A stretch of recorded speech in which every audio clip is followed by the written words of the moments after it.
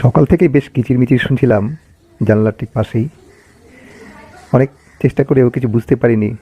কাক এবং আরও অনেক পাখি খুব চেঁচামেচি করছিল। তারপর বেলা বাড়ার সঙ্গে সঙ্গে একটু ভালো করে দেখলাম, হঠাৎ নজরে এলো পাশের বাড়ির এল পেটানের একটা কার্নিশের ঠিক কোনায় বসে আছে এক পেচক মশাই। এত সুন্দর করে পেঁচা এত কাছে থেকে কোনোদিনও দেখতে পারিনি এর আগে। পেঁচাটি লক্ষ্মী পেঁচা, যাকে টাইটো নিরি বা টাইটো অ্যালবা বা বান আউল বলা হয়। এত সুন্দর লাগছিল।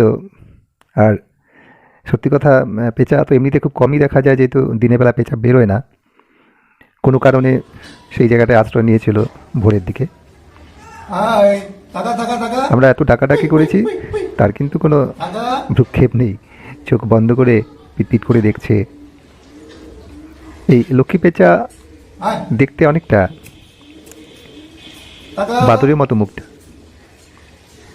হ্যাঁ, বাদামি বর্ণের সাধারণত হয়ে থাকে, সাদা এবং কিছু খয়েরি ছোপ ছোপ মাঝে মাঝে থাকে।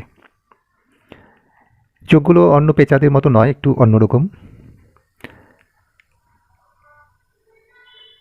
এটা হলো সেই পেঁচা যেটা কার্নিশে বসেছিল।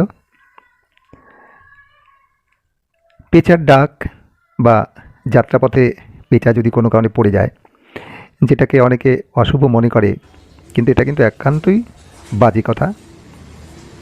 পেঁচা একটা পাখি ছাড়া আর কিছুই নয়। সে স্বাভাবিকভাবে ডাকবে, স্বাভাবিকভাবে চলাফেরা করবে, এটাই তো ঠিক। পেঁচা লক্ষ্মীর বাহন, সেই হিসেবে পেঁচাকে অনেকে আবার শুভ পাখি হিসেবেও মনে করে। সত্যি অভূতপূর্ব একটা দৃশ্য আজকে দেখতে পেলাম।